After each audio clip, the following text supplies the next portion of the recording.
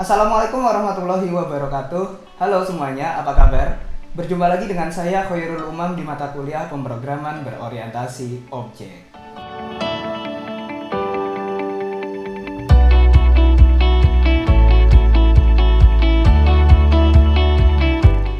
Pada pertemuan sebelumnya, kita sudah berbicara tentang dasar-dasar dari OOP. Kita sudah berbicara tentang bagaimana mendeklarasikan kelas, lalu bagaimana menginstansiasi objek dari kelas tersebut.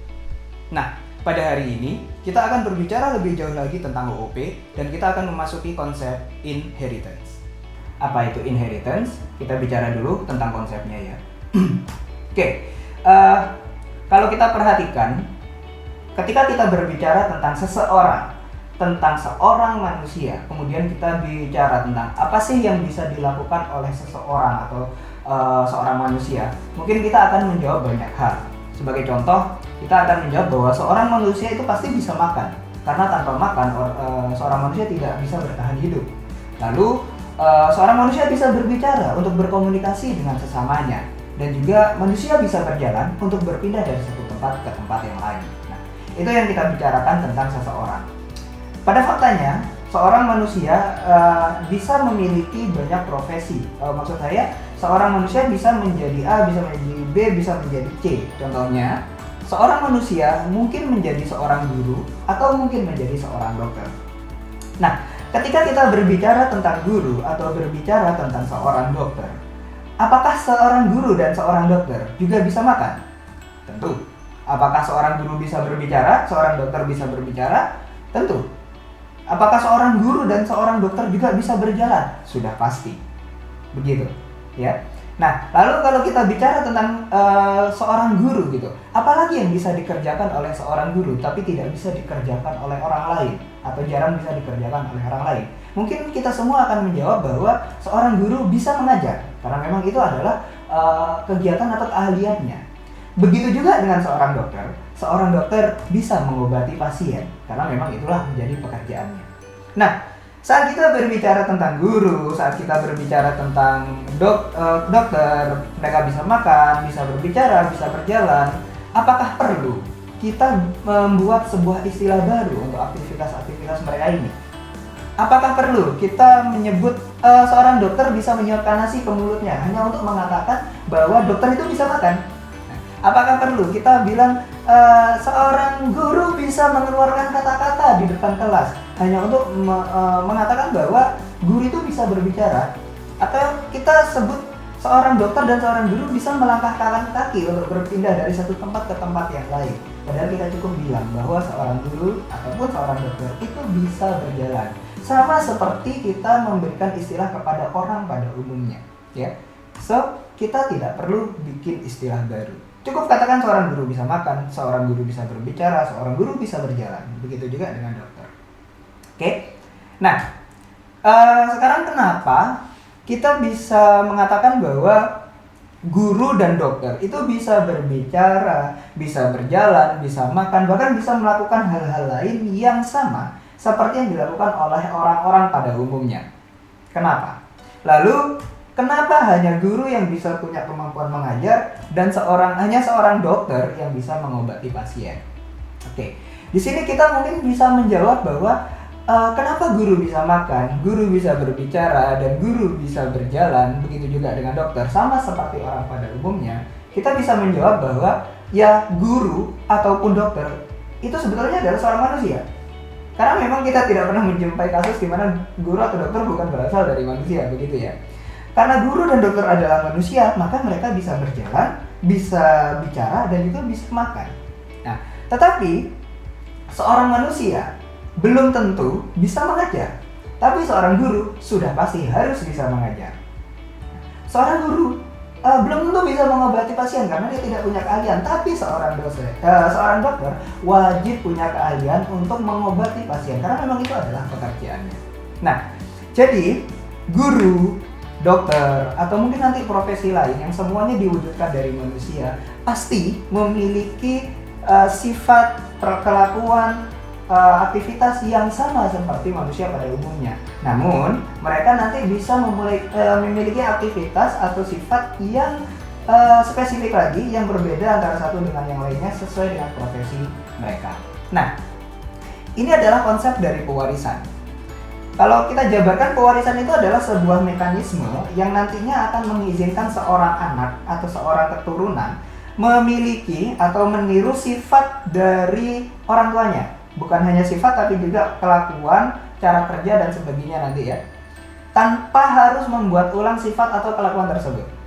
Sebagai contoh tadi ya, seorang pada umumnya bisa makan. Nah, lalu ada gurunya juga seseorang atau seorang manusia. Kita tidak perlu buat istilah baru untuk sekedar ngomong makan, gitu ya. Guru tidak perlu kita sebutkan dia menyuapkan nasi ke mulutnya, padahal kita bisa ngomong kalau guru ini ya bisa makan, gitu. Begitu juga dengan dokter. Dokter berjalan. Ya udah cukup kita sebut dokter berjalan, tidak perlu karena dia dokter jangan bilang berjalan dong, bilang dia melangkahkan kaki. Oh nggak perlu. Kan intinya sama begitu ya. Oke. Nah, lalu dengan pewarisan ini meskipun si anak itu mendapatkan warisan sifat, warisan kelakuan dari orang tuanya, bukan berarti si anak ini punya sama persis tanpa ada perbedaan dengan si orang tuanya. Anak mungkin bisa mengembangkan dirinya sehingga punya sifat atau kelakuan yang baru. Ya, seperti contoh tadi, guru karena dia sudah spesifik menjadi guru, dia bisa punya kemampuan tambahan yaitu mengajar. Sedangkan dokter dia bisa punya kemampuan tambahan untuk mengobati seorang pasien seperti itu. Nah, di dalam OOP pewarisan itu mempunyai istilah lain atau mempunyai kata lain yaitu inheritance. Dalam bahasa Inggris begitu ya, inherit. Kita mengambil diwariskan dari atas ke bawah. Nah, kalau dalam OOP dalam mata kuliah kita, maka pewarisan itu terjadi antara base parent class atau ada yang menyebutnya sebagai base class, ada juga yang menyebutnya sebagai super class, diwariskan atau diturunkan kepada turunannya yaitu child class, atau ada juga yang menyebutnya sebagai derived class atau juga sub class, gitu ya. Jadi ada istilah-istilah seperti itu. Anda tidak perlu bingung, itu semuanya memiliki makna yang sama. Oke. Dengan mekanisme inheritance ini, child class atau kelas anak itu nanti secara otomatis akan memiliki properti dan metode dari parent class-nya. Jadi tanpa kita bikin baru, tanpa kita perlu mendeklarasikan ulang properti dan metode di child class itu sudah otomatis punya properti dan metode dari parent-nya. Sehingga dengan inheritance ini kita bisa melakukan reusable code, ya. Satu kode kita tulis di suatu tempat bisa dipakai di tempat lain tanpa harus ditulis ulang. Dengan cara ini tentu akan meningkatkan efisiensi pada penulisan kode program dan juga nanti akan berpengaruh pada memori ya. Kenapa? Karena apa yang kita tulis di satu tempat sudah bisa digunakan di tempat lain gitu ya. Dan kalau misalnya kita mengubah sesuatu nanti di parent, maka child otomatis akan ikut berubah tanpa harus kita ubah lagi. Nah, meskipun demikian, seperti yang disebutkan tadi ya, anak tetap bisa mendapatkan sifat atau kelakuan baru. Maka di sini child class juga tetap bisa menambahkan properti dan metodenya sendiri. Jadi dia tidak terbatas pada properti dan metode dari parentnya. Sehingga di sini muncul sifat extended atau keuntungan yang lain dari inheritance adalah extended, yaitu memperluas sebuah fungsi dari suatu kelas. Parent punya fungsi X, maka child juga sudah otomatis punya fungsi X. Tapi child bisa menambahkan fungsi Y, fungsi Z, dan sebagainya. Sehingga child nanti akan lebih kaya daripada parent. Itu harapannya. Nah, kemudian secara logika, satu parent itu bisa punya banyak anak. Ya, bayangkan satu pasang orang tua Anda, bapak dan ibu Anda, bisa punya anak Anda, adik Anda, kakak Anda, pokoknya banyak anak ya. Tetapi Anda sebagai anak, ya, pasti hanya berasal dari satu pasang orang tua. Tidak mungkin Anda berasal dari Pak A dan Ibu B, juga Pak C dan Ibu D, nggak mungkin gitu ya. Nanti membingungkan yang mana orang tuanya, seperti itu. Begitu juga di sini di dalam OOP, nanti satu parent bisa punya banyak anak, tapi satu child hanya berasal dari satu parent. Tolong itu diingat. Lalu di dalam software modeling, hubungan antara parent dengan child itu akan digambarkan dengan diagram kelas seperti ini ya, yang mana tanda panahnya seperti tanda segitiga tanpa yang berlubang begini mengarah dari anak ke parent, jangan berbalik ya. Oke, kita lanjutkan pembahasannya. Kalau kita lihat contoh-contoh pewarisan di kehidupan kita sehari-hari itu ada banyak sekali ya. Misalnya begini, kalau saya bilang mobil, Anda mesti akan membayangkan sebuah kendaraan beroda 4 dengan pintu dan sebagainya gitu ya. Kita ngomong mobil gitu, adalah bayangannya. Tapi ada juga tahu bahwa mobil itu ada banyak jenis. Pickup itu juga mobil bak terbuka kan. Lalu ada mobil sedan, mobil yang ramping begitu, dan ada yang city car, mobil yang mini seperti itu. Oke, nah mungkin masih ada banyak lagi mobil-mobil yang lain. Ini saya sebutkan contohnya begini saja. Nah, kemudian yang lain mungkin jam gitu ya. Kalau saya bilang jam gitu, kan bayangan Anda ada jam yang di dinding, ada jam tangan, ada jam yang di meja, atau mungkin pokoknya semua benda yang bisa menunjukkan waktu itu akan kita sebut sebagai jam. Ya. Jadi jam dinding adalah bisa kita sebut dia turunan dari jam, kemudian jam waker juga adalah turunan dari jam, begitu juga dengan jam tangan. Begitu. Oke, Anda bisa sebutkan lagi yang lain. Contoh berikutnya kamera, begitu. Kita tahu bahwa ada yang namanya kamera analog, ada yang namanya kamera DSLR, dan juga ada yang namanya kamera mirrorless. Bahkan dulu ada jenis-jenis kamera yang lain. Itu semua adalah kamera, tetapi dispesifikkan lagi menjadi kamera analog, DSLR, mirrorless, dan lain sebagainya. Nah, contoh yang lain, katakan di segi 4 gitu. Kalau kita ngomong segi 4, apa yang kita bayangkan? Mungkin Anda akan membayangkan persegi, yang mana sisinya sama panjang ya. Ada yang persegi panjang, lalu ada yang namanya trapesium, dan juga ada yang namanya jejak-genjang. Mungkin nanti nambah bangun layang-layang, belah ketupat, pokoknya semua yang punya 4 sisi. Maka itu adalah turunan dari segi 4. Oke. Nah, dari contoh-contoh ini kita bisa lihat bahwa melalui proses pewarisan ada turunan, kita bisa membuat kelas-kelas baru, membuat objek-objek baru yang lebih spesifik dengan fungsi-fungsi yang mungkin justru akan lebih bertambah lagi, yang mana semuanya berasal dari satu kelas inti tadi, dari satu kelas base seperti itu. Oke, itu adalah konsep dari inheritance. Lalu bagaimana implementasi dari inheritance ini ke dalam kode program, ke dalam bahasa TypeScript dan juga bahasa JavaScript? Untuk mengimplementasikannya, kita menggunakan keyword extends yang kita tuliskan di antara nama parent class dengan child class. Contohnya begini. Saya punya satu buah kelas bernama parent. Misalnya begitu ya. Ya, di dalam parent ini ada propertinya, ada metodenya. Kemudian saya buat kelas baru bernama child gitu ya. Nah, child ini turunan dari parent, maka ditulis child extends parent. Di dalam child ada properti si child itu sendiri dan juga ada properti dari si method itu sendiri. Nah, walaupun yang ditulis di dalam child hanyalah properti dan method dari si child, namun secara otomatis sebetulnya di dalam sini juga sudah ada ini. Ya. Walaupun tidak ditulis di dalam sini, properti dan method dari parent itu seolah-olah sudah di-copy ke sini. Begitu. Kita tetap walaupun nanti kita buat sebuah objek dari kelas child, kita tetap punya properti yang ada di dalam parent walaupun tidak dideklarasikan di sini. Nah, contohnya begini. Jadi di materi kelas dan objek kita sudah buat kelas manusia seperti ini ya. Kelas manusia punya properti nama, jenis kelamin, dan tanggal lahir. Lalu punya metode berjalan dan berlari. Nah, sekarang saya buat sebuah child kelas dari parent. Dua buah maksud saya. Pertama adalah kelas guru, bisa Anda lihat. Guru extend manusia. Guru di sini kita deklarasikan metodenya hanya mengajar.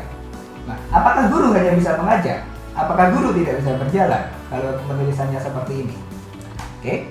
Lalu di sini juga kita buat kelas baru namanya dokter yang mengekstend manusia, misalnya begitu. Di dalamnya hanya kita tulis dokter bisa mengobati begitu. Nah, apakah dokter tidak bisa berbicara? Apakah dokter tidak bisa makan? Lalu apakah guru dan dokter tidak punya nama? Apakah guru dan dokter tidak punya tidak punya tanggal lahir dan sebagainya? Karena tidak kita tulis. Tentu itu salah, ya. Guru dan manusia dengan menggunakan keyword guru dan dokter dengan menggunakan keyword extend terhadap manusia tadi, maka di sini bisa kita sebut guru dan dokter adalah turunan dari kelas manusia. Karena guru dan dokter adalah turunan dari manusia, maka secara otomatis guru maupun dokter memiliki sifat dan memiliki properti dan juga metode yang ada di manusia. Jadi walaupun tidak kita tulis di sini, guru itu punya nama, dokter juga punya nama. Guru bisa berjalan, begitu juga dengan dokter, dia bisa berjalan. Nah, tetapi kita bisa menambahkan metode baru yaitu mengajar untuk guru dan mengobati untuk dokter, yang mana tidak dideklarasikan di kelas manusia, begitu ya. Nah, ini contohnya. Jadi Karena sudah diekstend dari manusia, maka nama walaupun kita tidak deklarasikan di dalam kelas guru dan juga nama di sini yang tidak kita deklarasikan di kelas dokter, tetap bisa kita akses. Ya, karena dia seolah-olah sudah punya yang diwariskan dari kelas manusia tadi. Oke. Contoh implementasinya begini. Jadi saya buat objek Ahmad ini adalah guru dan Heri ini adalah dokter, kita beri nama seperti biasa.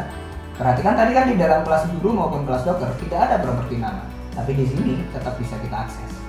Pun di dalam kelas guru dan dokter tidak ada metode berjalan, tapi di sini tetap bisa kita akses. Hasilnya tetap seperti ini.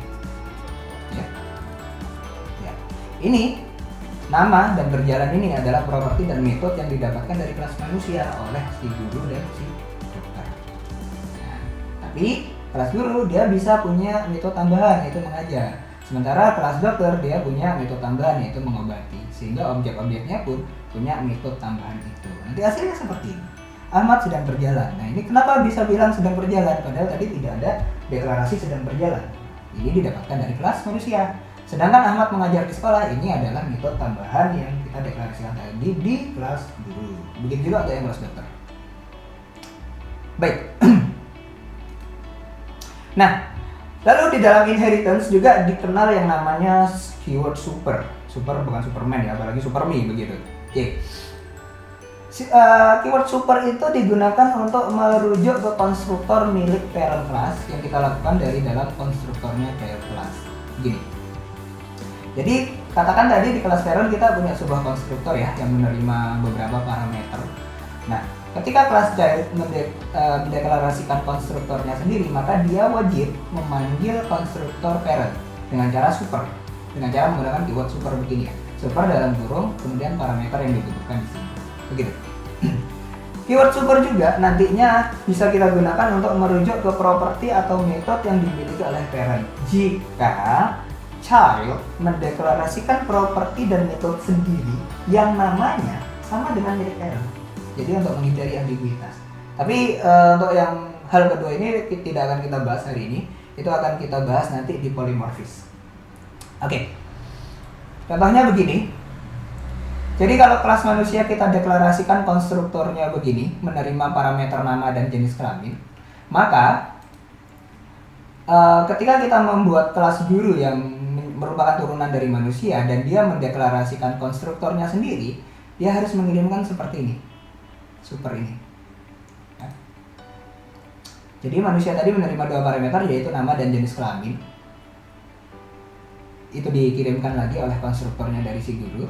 Tapi si guru juga bisa menginisiasi propertinya sendiri yang ada di sini yaitu properti bidang, misalnya begitu ya. Jadi nanti saat kita membuat sebuah objek dari kelas guru, maka kita harus mengirimkan 3 parameter, nama, gender, dan bidang. Parameter nama dan gender secara otomatis akan diteruskan ke kelas manusia yang memang membutuhkan nama dan jenis kelamin. Jadi gender itu jenis kelamin. Oke, begitu. Nah, itu untuk implementasinya di dalam TypeScript dan JavaScript. Lalu bagaimana kalau di studi kasus? Seperti biasa kita akan bicara tentang aplikasi website penjadwalan mata kuliah ya. Jadi di pertemuan sebelumnya kita sudah punya rancangan seperti ini dan kita tahu bahwa di sini ada elemen-elemen sejenis. Misal di sini ada 3 buah tombol dan 3 buah input. Ini kan yang kita sebut sebagai elemen sejenis walaupun dia sebetulnya beda-beda. Oke. Nah, input bisa kita bedakan di sini input yang sifatnya teks biasa, di sini input yang hanya menerima angka. Sementara yang di sini adalah input yang berupa tanggal begitu. Di web kan mendukung ya. Sementara untuk yang tombol ini tombol submit, ini tombol reset dan ini tombol yang umum. Di sini kita sebut sebagai tombol cari begitu ya. Nah, kalau di pendekatan sebelumnya untuk kelas 3 buah tombol tadi kita buat dari 1 buah kelas. Kita bedakan tipe-tipenya, kita setting tipenya melalui konstruktor begitu. Begitu juga dengan input tadi kita sebut sebagai textbox ya. Tipe-tipenya tadi kita bedakan melalui konstruktornya. Itu di pendekatan sebelumnya. Dengan pendekatan seperti itu kita tetap bisa menghasilkan aplikasinya ya. Sudah kita buktikan di pertemuan sebelumnya. Nah, tapi di pendekatan kali ini kita akan coba menspesifikkan untuk tombol ya. tombol jadwalkan tadi yang sifatnya adalah tombol submit, nanti kita buatkan kelas sendiri yaitu kelas submit, tapi dia diturunkan dari kelas tombol. Begitu juga untuk kelas reset dan kelas cari. Perhatikan bahwa kita tidak mendeklarasikan metode apapun selain konstruktor di sini. Kita juga tidak mendeklarasikan tipe maksudnya properti apapun di dalam masing-masing kelas ini, karena memang kita hanya perlu menspesifikkan tipenya di sini. Perhatikan di kelas submit yang mana merupakan turunan dari kelas tombol, konstruktornya hanya menerima satu buah parameter. Jadi nanti objek-objek yang diturunkan yang dibuat dari kelas submit ini hanya perlu menentukan di tombol itu akan muncul teks apa begitu. Sementara tipenya sudah ditentukan di sini. Lihat, konstruktor dari kelas submit memanggil super, berarti dia mengirimkan dua buah parameter ini ke konstruktor dari tombol, yaitu teks yang ditentukan oleh pengguna nanti dan juga tipe yang sudah ditentukan oleh sistem, yaitu submit. Gitu ya. Jadi ini nggak bisa diubah-ubah karena nggak bisa kita setting dari luar nanti. Begitu juga untuk kasusnya yang tombol reset dan juga tombol cari. Bahkan tombol cari kita tidak perlu menentukan teksnya karena memang yang namanya tombol cari, kalau teksnya bukan cari apalagi, begitu kan ya. Jadi sudah langsung kita tentukan di sini. Oke. Nah, lalu untuk kelas text box atau input juga sama, kita buat seperti itu. Jadi tipenya sudah kita spesifikkan di sini. Kalau kemarin kan contohnya tipenya tolong kirimkan di dalam konstruktor dari kelas. Kalau ini enggak gitu ya. Kita udah buat di sini. Begitu. Nah, contoh implementasinya nanti jadi seperti ini. Kalau kemarin kita bilang di sini new submit, jadwalkan koma submit begitu ya, new tombol kemarin ya minggu sebelumnya. Kemudian di sini jadwalkan terus kita tentukan tipenya submit. Kalau sekarang nggak perlu, kita langsung buat dari kelas submit. Begitu juga untuk kelas reset seperti ini. Nah, berlaku juga untuk yang input. Kalau kemarin text box number, kemudian text box date begitu ya. Ini sekarang kita cukup menyebutkan input angka dan input tanggal. Nah, dengan mekanisme seperti ini maka orang tidak bisa mengacak-acak tipenya di sini. Mau dituliskan tipe ABCD misalnya begitu, nggak bisa karena memang dia tidak menerima tipe apapun.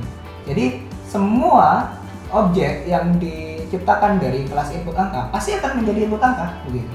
Mau diacak-acak seperti apa dia pasti akan jadi input angka karena sudah dispesifikkan. Oke, itu contohnya. Kalau implementasi ke kode HTML-nya juga masih sama seperti yang di pertemuan sebelumnya ya, dan hasilnya juga tetap sama karena kita sebetulnya tidak mengubah tampilan di sini karena kita hanya mengubah cara membuat kelasnya saja, menspesifikkan kelasnya. Oke, jadi itu untuk materi kita tentang inheritance.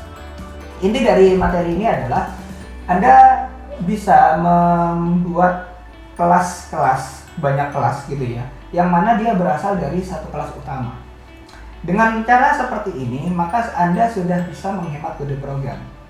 Jadi bayangkan kalau tadi di kelas tombol submit, tombol reset, dan tombol cari, kita spesifikkan sendiri metode tampil, padahal intinya sama begitu ya. Tampilkan ke halaman web dengan kode input tipe bla bla bla seperti ini, hanya tipenya yang berubah. Kalau kita tulis seperti itu kan capek. Kalau bayangkan Anda punya 1000 tombol yang jenisnya berbeda. Apakah Anda akan mendeklarasikan 1000 kelas, kemudian ada 1000 metode tampil gitu? Tentu Anda akan kesusahan. Belum lagi kalau nanti metode metode input. Metode input yang ada di kelas saya lihatkan kelas tombol. Oke. Belum lagi kalau metode tampil ini misalnya akan kita ubah gitu. Kita tambahkan apalah di sini properti. Kalau Anda punya 1000 kelas yang serupa seperti ini, apakah Anda akan menyalin 1000 kali? Tentu itu akan menyusahkan diri Anda. Tapi kalau dengan cara seperti ini, Anda cukup buat satu buah kelas tombol, kemudian Anda turunkan jadi 1000 kelas gitu ya. Tidak usah bikin metode tampil lagi. Anda cukup mengubah satu metode tampil yang ada di kelas tombol. Maka metode tampil yang disalin secara otomatis ke 1000 kelas tadi juga akan berubah. Nah, disinilah efisiensinya berguna. Oke. Jadi seperti itu untuk materi kita hari ini. Kita cukupkan sampai di sini pertemuannya. Kita akan jumpa lagi di materi berikutnya. Teruslah belajar, teruslah berkarya. Wabillahi taufiq wal hidayah. Wassalamualaikum warahmatullahi wabarakatuh.